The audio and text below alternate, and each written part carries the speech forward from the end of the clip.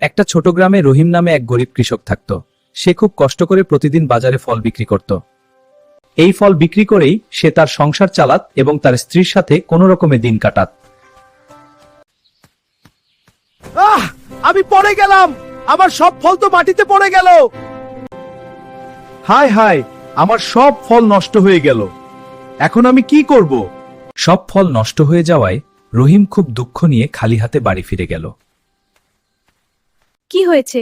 তুমি এত দুঃখী দেখাচ্ছ কেন? আজ পথে পড়ে গিয়ে আমার সব ফল নষ্ট হয়ে গেছে। তাহলে আজ আমরা কি খাবো? জানি না, আজ আমাদের ঘরে খাবারও নেই।